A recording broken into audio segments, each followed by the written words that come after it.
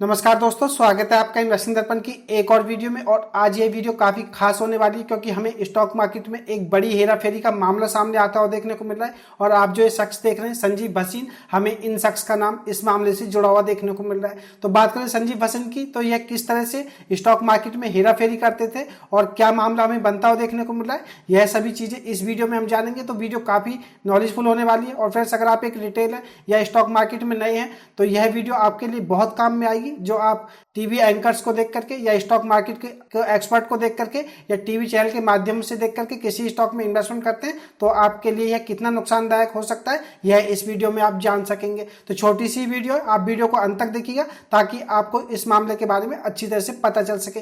तो चलिए फटाफट मैं आपसे यह न्यूज डिस्कस कर देता हूँ, बने रहिएगा वीडियो में।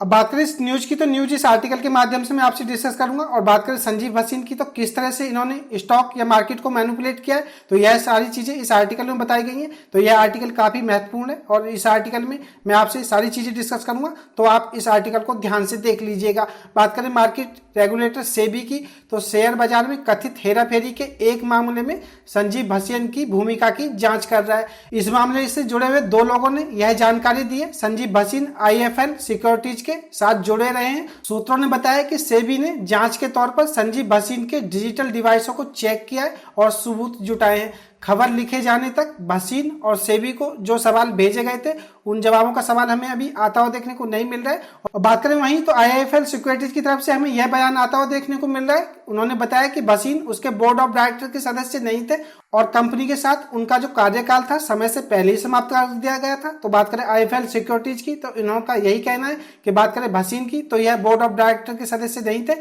और उनका जो कार्यकाल था वह समय से पहले ही समाप्त कर दिया गया था। बात करें आईआईएफएल सिक्योरिटीज ने, तो एक बयान में कहा है कि संजीव भसीन आईआईएफएल सिक्योरिटीज के साथ कॉन्ट्रैक्ट के आधार पर सलाहकार के रूप में जुड़े थे। उनका कार्यकाल 30 जून 2024 को समाप्त होना था, लेकिन स्वास्थ्य के कारणों के चलते भसीन का यह कॉन्ट्रैक्ट 17 जून 2024 को समय से पहले ही समाप्त हो गया था। तो बात करें आईएफएल सिक्योरिटीज की, तो कंपनी ने यह कहा है कि उनका कार्यकाल जो था 30 जून 2024 को समाप्त होना था, लेकिन स्वास्थ्य कारणों के चलते उनका यह कॉन्ट्रैक्ट जो था या उनका जो यह कार्यकाल था 17 जून 2024 को ही समय से पहले समाप्त हो गया। भसीन ने सेबी की जांच के बारे में सूचित किया, लेकिन उसका विवरण हमें नहीं बताया, इसलिए हम इस पर कोई टिप्पणी नहीं कर पाएंगे। और ध्यान दें, आईएफएल सिक्योरिटीज लिमिटेड या हमारे ग्रुप की किसी दूसरी कंपनी या सहयोगी फर्म के बोर्ड ऑफ डायरेक्टर के सदस्य नहीं थे। तो बात करें आईएफएल सिक्योरिटीज की, तो यह पूरी तरह से इस बात को नकार रहे हैं कि बात करें संजीव भसीन की, तो यह इनके बोर्ड ऑफ डायरेक्टर के सदस्य नहीं थे और यह किसी भी ग्रुप के या इनकी कंपनी के सहयोगी फर्म के बोर्ड ऑफ डायरेक्टर के सदस्य नहीं थे। तो यह बात फ्रेंड्स आपको पता होना चाहिए। बात करें भसीन की, तो देश के बिजनेस टीवी चैनलों पर एक जाना पहचाना चेहरा है, जहां वह शेयरों को लेकर के अपनी राय और मार्केट के सेंटीमेंट पर चर्चा करते थे। और फ्रेंड्स, इसीलिए मैं आपको बताना चाहता एक रिटेल अक्सर टीवी चैनल या किसी भी एक्सपर्ट की राय को मान लेता है और उनके बताए हुए स्टॉक्स को खरीद लेता है। तो फ्रेंड्स, आपको ऐसा नहीं करना चाहिए, क्योंकि कोई भी एक्सपर्ट या कोई भी टीवी चैनल किस तरह से स्टॉक मार्केट को मैनिपुलेट कर रहा है इसके बारे में कोई पता नहीं चल पाता है। तो ऐसे में आप किसी भी स्टॉक में इन्वेस्टमेंट करते हुए सावधानी बरतें। और आप देख रहे हैं, बात करें संजीव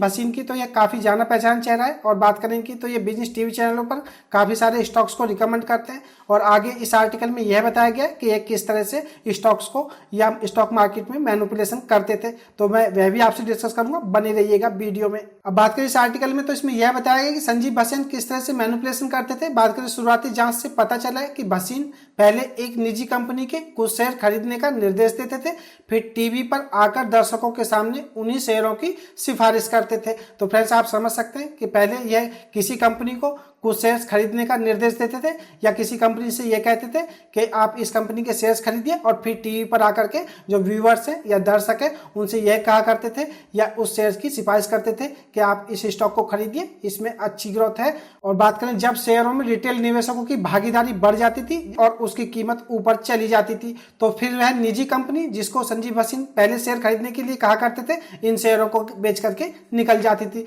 तो फ्रेंड्स, इस तरह से बात करें तो मैनिपुलेशन किया जाता जाता था और एक रिटेल को फंसाया जाता था। बात करें शेयर बाजार की भाषा में तो इस तरह के मामलों को पंप एंड डंप स्कीम कहा जाता है। जांच में भसीन और इस निजी कंपनी के बीच संबंधों के बारे में भी जांच की जा रही है। 2 सूत्रों ने बताया कि पिछले कुछ सालों से भसीन के डिजिटल रिकॉर्ड से सेबी ने उनकी संलिप्तता का सबूत मिला है। तो फ्रेंड्स बात करें सेबी की तो सेबी को जरूर कुछ दिखाई दिया है, तभी सेबी ने जांच पड़ताल की है। और फ्रेंड्स बात करें स्टॉक मार्केट के पॉइंट ऑफ व्यू से तो कोई अच्छी खबर नहीं कही जा सकती। बात करें संजीव बसंत की तो एक जाना पहचाना चेहरा है और काफी सारे रिटेल और काफी सारे व्यूअर इन पर विश्वास करते हैं और इनका नाम हमें स्टॉक मैनिपुलेशन में आता हुआ देखने को मिल रहा है। जो कि बात करें स्टॉक मार्केट के पॉइंट ऑफ व्यू से तो यह एक स्कैम की तरह हमें देखने को मिल रहा है, जो कि आपको पता होना चाहिए। अब बात करें संजीव भसीन के बारे में तो आगे इसमें बताया गया है। बात करें संजीव भसीन की, अगर मैं आपको पर्सनली बताऊं तो संजीव भसीन को ना ही तो मैं फॉलो करता हूं और ना ही इनके बताए स्टॉक पर कोई इन्वेस्टमेंट करता हूं और ना ही इनके बताए स्टॉक में आपसे रिकमेंड करता हूं। अगर आप लोगों ने ध्यान दिया हो, अगर आप संजीव भसीन को देखते हो या आप इनके व्यूअर हैं या आप इनको फॉलो करते हैं तो संजीव भसीन ने पिछले कुछ दिनों से अपनी जो टीवी प्रेजेंस है यह भी घटा दिया और इतना ही नहीं, सोशल मीडिया पर वह अपने उन फॉलोअर्स के ट्वीट रीट्वीट कर रहे हैं जिन्होंने उन्हें स्टॉक रिकमेंडेशन पर थैंक यू कहा है।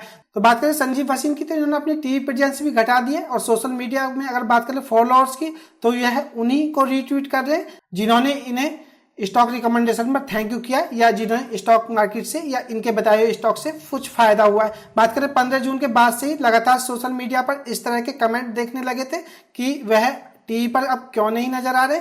सूत्रों का मानना है कि यह वही टाइम है जब सेबी ने संजीव भसीन पर सख्ती बढ़ाई थी। सेबी कुछ समय से उन मार्केट एक्सपर्ट की नकेल कस रहा है जो मीडिया प्लेटफॉर्म खासतौर पर टीवी चैनलों के लिए स्टॉक प्राइस मैनिपुलेट करने की कोशिश करते हैं। तो फ्रेंड्स बात करें इस खबर की तो खबर कोई अच्छी नहीं कही जा सकती है। तो बात करें संजीव भसीन की तो मार्केट हेरा फेरी को लेकर के हमें इनका नाम जुड़ता हुआ देखने को मिल रहा है। बात करें सेबी की तो सेबी को इनके खिलाफ सबूत भी मिले और फ्रेंड्स आपने वह एक कहावत तो सुनी हुई होगी, धुआं वहीं से उठता है जहां आग लगी होती है। तो ऐसे में यह भी नहीं कहा जा सकता कि संजीव भसीन जो निर्दोष है या इन्होंने कुछ नहीं किया है। तो अब देखने वाली बात होगी कि इनकी संलिप्तता हमें कितनी पाई जाती है और इन्होंने किस तरह से मैनिपुलेशन किया है और आगे आने वाले समय में हमें इन पर क्या कार्रवाई होती हुई देखने को मिलती है। तो यह खबर आपको पता होना चाहिए। अगर आप संजीव भसीन को या किसी भी टीवी एंकर को फॉलो करते हैं तो फ्रेंड्स आप इस बात को ध्यान में रखें और इस खबर को जरूर ध्यान में रखें। अगर आप इस खबर को जानने के बाद या संजीव भसीन से जुड़े हुए इस मामले को जानने के बाद भी अगर स्टॉक मार्केट में इसी तरह से गलती करते हैं तो आप समझ सकते हैं आपको बड़ा नुकसान उठाना पड़ सकता है। तो फ्रेंड्स मुझे यह खास अपडेट आपको देनी थी। मैंने कोशिश यही की थी कि वीडियो छोटी रहे लेकिन फिर भी आपको जानकारी सही तरीके से पता चले, यह भी मेरी कोशिश रही है। तो यह खास अपडेट की वीडियो आपको कैसी लगी मुझे कमेंट करके जरूर बताएं और अगर आपको वीडियो अच्छी लगी हो तो वीडियो को लाइक करें, शेयर करें। मैं मिलूंगा आपसे नई वीडियो में, तब तक के लिए नमस्कार।